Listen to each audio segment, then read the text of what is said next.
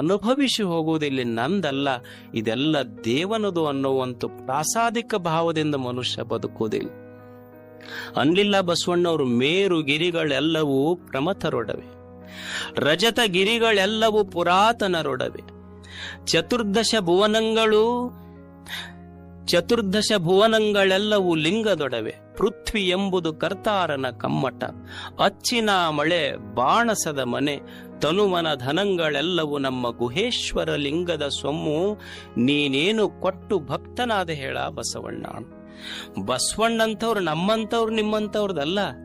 ಬಸವಣ್ಣವರು ಅಲ್ಲಮ ಪ್ರಭು ಕಲ್ಯಾಣಕ್ಕೆ ಬಂದಾಗ ಬಸವಣ್ಣವ್ರಂತಾರ, ತನುವ ಬೇಡಿ, ನಿನಗ ಧನ ಸಂಪತ್ತು ಬೇಕಾದ್ರೂ ಕೊಡ್ತೀನಿ, ದೇಹ ಬೇಕಾದ್ರೂ ಕೊಡ್ತೀನಿ, ಮನ ಬೇಕಾದ್ರೂ ಕೊಡ್ತೀನಿ ಅಂದಾಗ ಅಲ್ಲಮ ಪ್ರಶ್ನೆ ಇದು, ಬಸವಣ್ಣ ದೇಹ ನಿಂದಲ್ಲ, ದೇವರು ಕೊಟ್ಟು ಕಳಿಸ್ಯಾನ ನಿನಗ.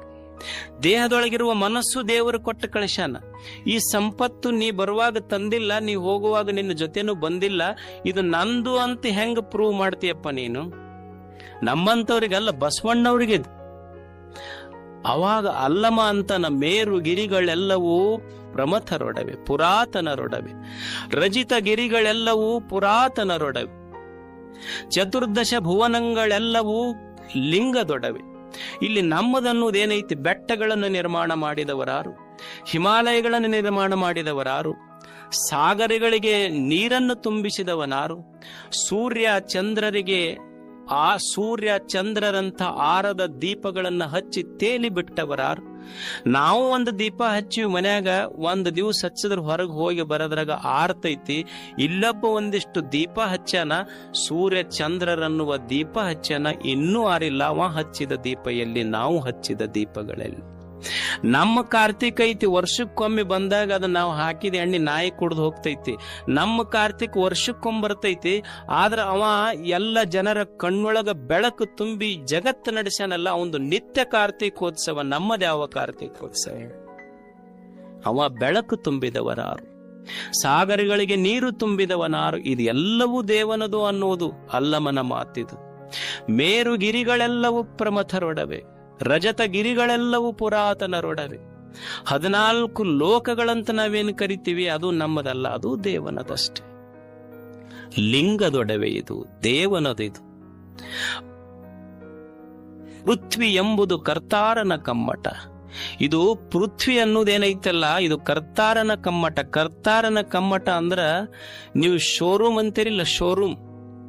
ಈಗ ನಿಮ್ದು ಕಾರ್ ಗಾಡಿದು, ಮೋಟರ್ ಬೈಕಿನ ಶೋರೂಮ್ ಇರ್ತಾವಿಲ್ಲ, ಇದೊಂದು ಶೋರೂಮ್ ಇದು ಅಂತ. ಯಾರ ಶೋರೂಮ್ ಅಂದ್ರೆ ದೇವರ ಶೋರೂಮ್ ಇದು.